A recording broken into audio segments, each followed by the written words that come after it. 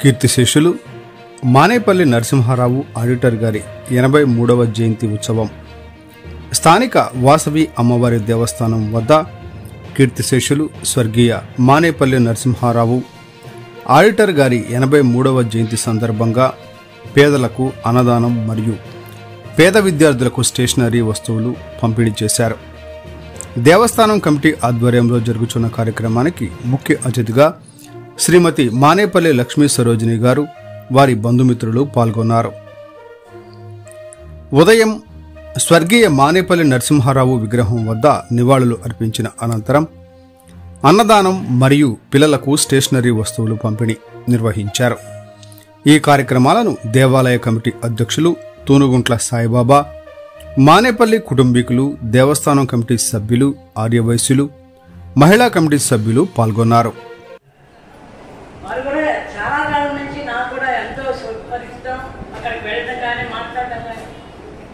ఏదైనా వారు కోరుకునేది ఏంటంటే ఏ మానవుడైనా మంచి చేయాలి, మంచిని చేయండి, మంచి పని చేయండి అని వారు ప్రోత్సాహం చేసేటువంటి భాగంగా, అలాగే వారు కూడా మరి ఇక్కడ అనేక భాగాల్లో ఒకటి ఏంటంటే దాన్ని చేయడం వరకే కానీ ఎటువంటి ఫలాపేక్ష లేకుండా భగవాన్ చెప్తాడు, కర్మ చేయడం మనం ఉంది కానీ ఫలాన్ని కోరుకోవద్దనగా. అట్లాంటి వాళ్ళు ఏంటంటే ఫలాపేక్ష లేకుండా దాన్ని ఏం చేసినా తన పేరు ప్రతిష్టలు ఇవన్నీ కాదు, చేయడం వరకే నా వంతుకాంటి చేశారు. మరి అలాగే వారు సత్యమైనటువంటి మన లక్ష్మీ సరోజిని గారు కూడా వారు కూడా అదే పద్ధతిలో వారు ఏమంటారా అంటూ ఇప్పటికి వీరు కూడా ఆ పేరుతో ప్రఖ్యాతులతో కాదమ్మా మనం ఏమిచ్చామో ఏం చేసామో చెప్తుంటారు. కుడి చేతితో ఇస్తే ఎడం చేతి కూడా తెలియకుంటారు దానం అని.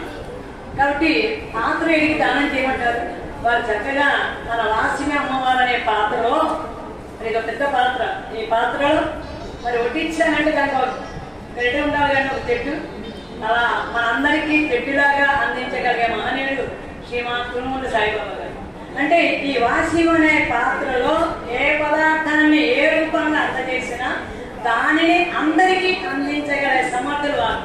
ఎలాగైతే వీరిని మనం ఎలా చెప్పుకున్నామో దానం చేసి ఆ దానాన్ని ఎట్లా సద్వినియోగం చేయాలనేది మనందరికీ స్ఫూర్తిదాయంగా తెలియజేసేవాడు మన తునుగుంట్ల సాయిబాబా గారు.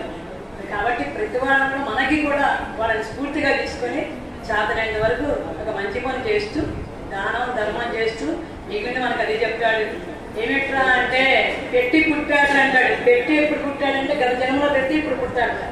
కాబట్టి చాతనైన వరకు మనందరం కూడా సహాయ సహకారాలు అందజేస్తూ మరి అవకాశం ఇచ్చినటువంటి సాయిబాబా గారికి మరి ఇచ్చేసిన పెద్దలందరూ అన్ని రకాలుగా ఆయనకి తోచిన విధంగా చేస్తాం. విచిత్రమైన విషయం ఏంటంటే ఆమె పుట్టిన ఊరు మెట్టినిల్లు రెండు పట్టిపురాలు అవ్వటం ఒక విశేషం. అదేవిధంగా వారి తల్లిదండ్రులను వారి అత్తమామలను గుర్తు చేసుకుంటూ గౌరవిస్తూ యథావిధిగా అదే సమయంలో తన చేతనైనంత సహకారము సహాయములు పేద ప్రజలకి విద్యార్థులకి ఏదో వృధాభక్తిగా తన మనసులోని కోరికతో సాయిబాబా గారి ఆధ్వర్యంలో ముందు మీ దేవస్థాన కమిటీకి కూడా మేము వందనాలు చెప్పాలి. ఎందుకంటే ఏదో మాట వరుసకి ఆ రోజు చేద్దామండి చూద్దామండి అన్నట్టు కాకుండా ప్రతి సంవత్సరం కూడా దాన్ని ఇంత ఘనంగా చేస్తుంటే నాకు చాలా ఆనందంగా ఉంది. కాబట్టి మీరందరూ ఇవన్నీ విషయాలు గ్రహించి మీలో ఏ ఒక్కరైనా సరే వారికి వారి భావాలకి అనుకూలంగా ఏ ఒక్కరు మారినా కూడా మాకు సంతోషమే. సరే, ఇంకేనా ఏ విధంగా ఈ సంస్థలకి బట్టిప్రోలు గ్రామానికి వారు ఉపయోగపడింది అనేటటువంటి విషయాల్ని గుర్తు పెట్టుకుని ఒక బాధ్యతగా మరి వారిని ప్రతి సంవత్సరం ఈ వర్ధంతి జయంతి కార్యక్రమాల్లో గుర్తు చేసుకుంటూ ఈ దేవస్థాన కమిటీ కార్యక్రమాలను నిర్వహిస్తున్నారు. మరి దీంట్లో అదేవిధంగా భవిష్యత్తులో కూడా తప్పనిసరిగా అన్న మాట ప్రకారం ఎవరు ఎలా ఉన్నా గుర్తు పెట్టుకోకపోయినా దేవస్థాన కమిటీ ఒక బాధ్యతగా దీన్ని తీసుకుని ప్రతి సంవత్సరం ఈ కార్యక్రమాలను నిర్వహించడం జరుగుతుంది అనేటువంటి విషయాన్ని ఈ సందర్భంగా మీ అందరికీ తెలియజేస్తూ మరి ముందుగా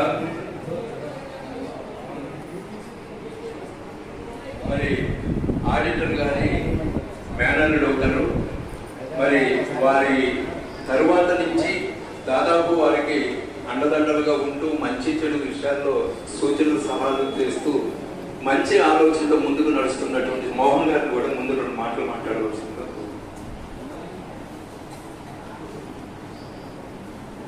సభకు వందనం.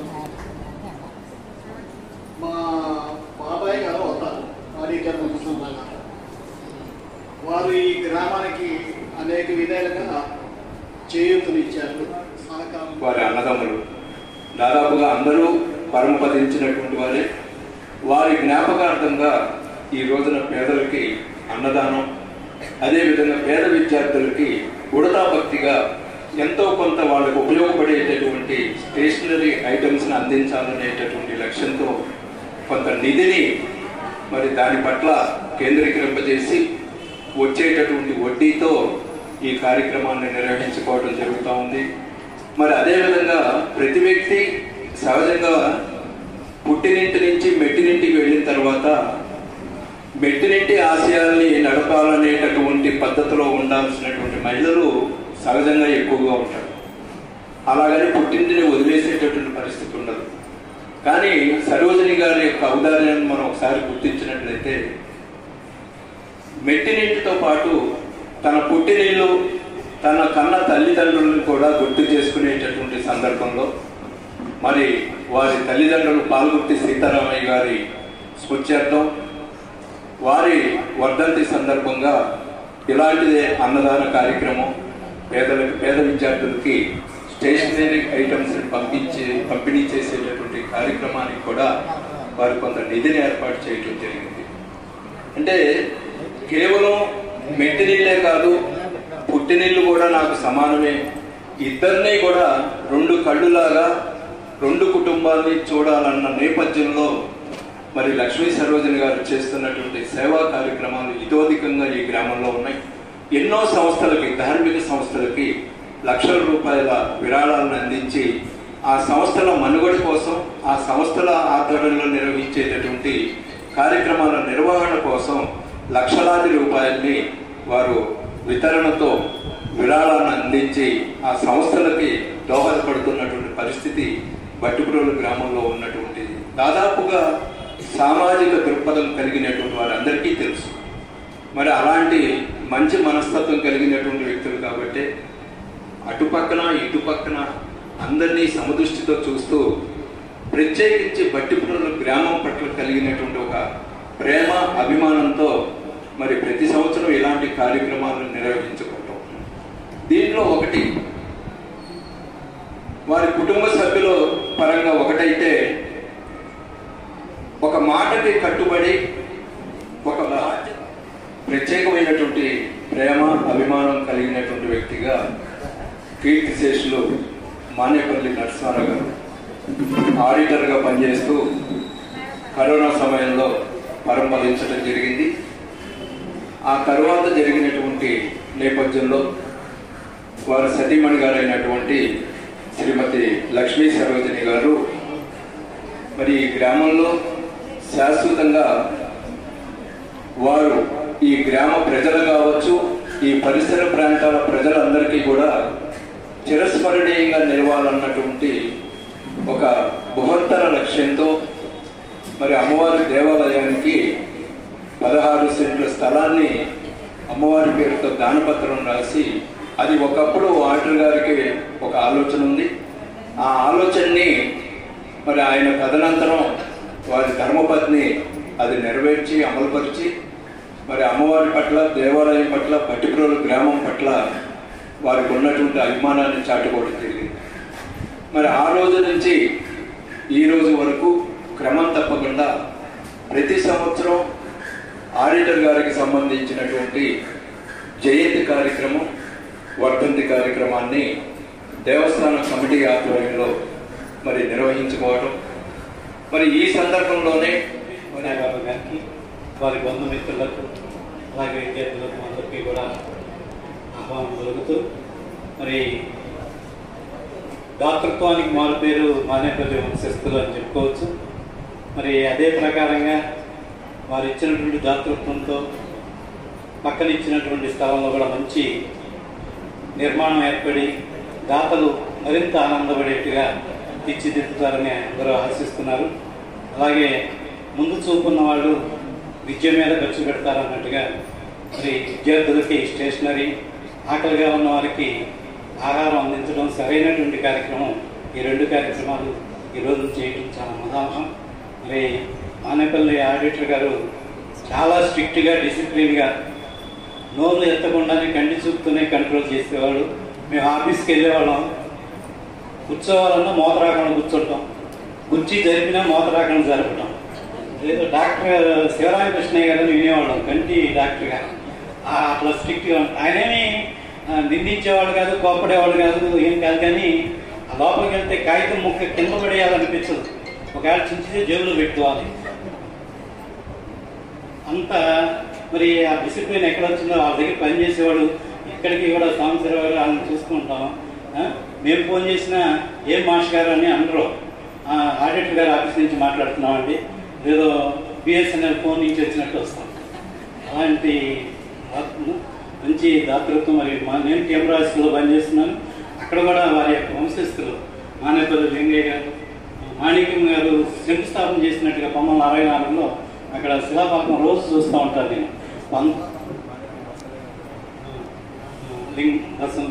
అది 1964లో చేసిన ఈనాటికి అది ముందు చూపుతో కెమెరా స్కూల్ కోశాధికారి గారు కూడా పనిచేసినట్టుగా తెలుస్తూ ఉంది. మరి అలాగే మేము చిన్న ఇంగ్లీష్ మీడియం LKG 2 క్లాసులు పెట్టినప్పుడు కూడా ఆడిటర్ గారు నరసింహారావు గారు జీవించి ఉన్నారు. అప్పుడు అది పెట్టండి, దానికి ఏదన్నా ఆర్థిక పరిపుష్టి కావాలన్నా, టీచర్లు కావాలన్నా ఇస్తానని మా కరెస్పాండెంట్ గారికి మంచి చేదుడు వాదుడుగా ఉన్నటువంటి వ్యక్తి. అలాంటి వ్యక్తి గురించి స్మరించుకోవడం చాలా ఉదాహరణ.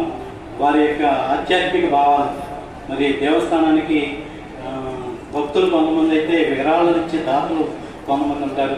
విరాళాలు ఇచ్చే దాతలకి నమ్మకమే ఒక ఆయుధం. ఆ నమ్మకం కలిగించినప్పుడు వారు ఎంతైనా ఇచ్చి వారి పేరు చిరకాలం ఉంటుంది అనేటువంటి ఆశయంతో ఇస్తుంటారు.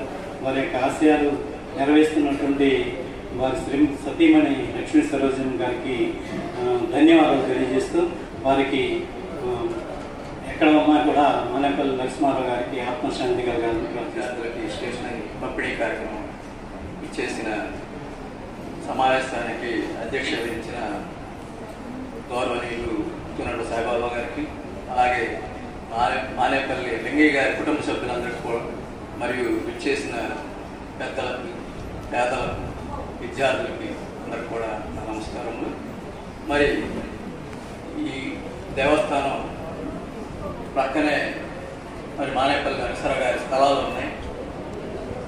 ఆ స్థలాల్లో పూర్వమే మనకు 5 సెంట్లు భూమి ఇవ్వడం జరిగింది.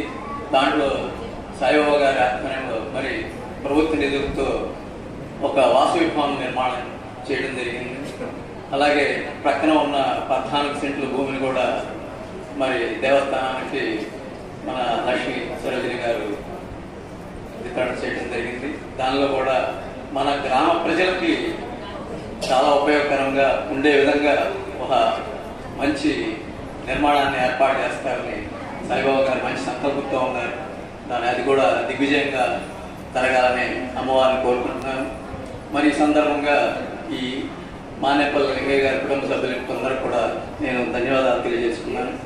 మరియు ఈ సందర్భంగా మరి విద్యార్థులందరూ కూడా స్టేషనరీ పంపిణీ కార్యక్రమం జరుగుతుంది. మరి మీరందరూ కూడా మంచి ఉన్నత స్థానంలోకి వెళ్ళి ఈ కార్యక్రమాన్ని, ఈ దానాన్ని స్వీకరించిన దాన్ని గుర్తుపెట్టుకొని మీరు ఉన్నత స్థానంలోకి వెళ్ళి మంచి ఉద్యోగం సంపాదించిన తర్వాత మీరు కూడా ఇటువంటి దాన ధర్మ కార్యక్రమాలు కూడా నిర్వహిస్తారని ఆశిస్తూ ఈ అవకాశం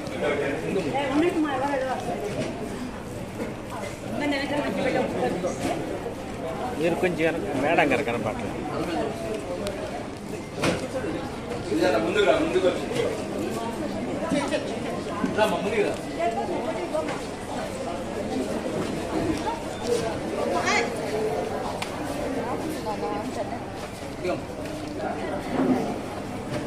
అనుష ముందర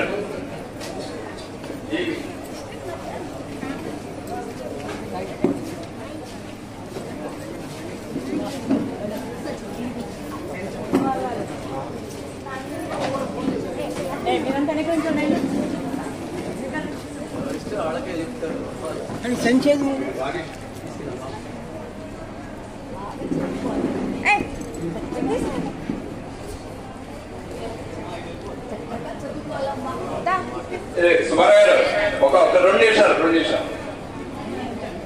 వెంకటేశ్వర గారు 2 నిమిషాలు దేవి గారు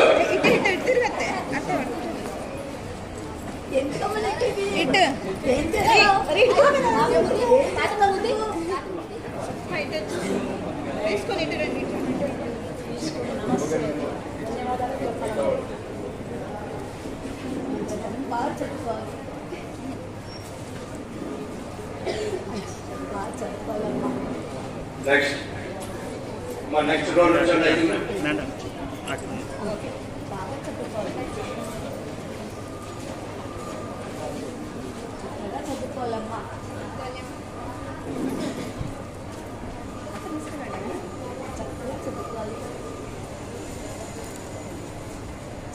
చదువుకోవాలమ్మా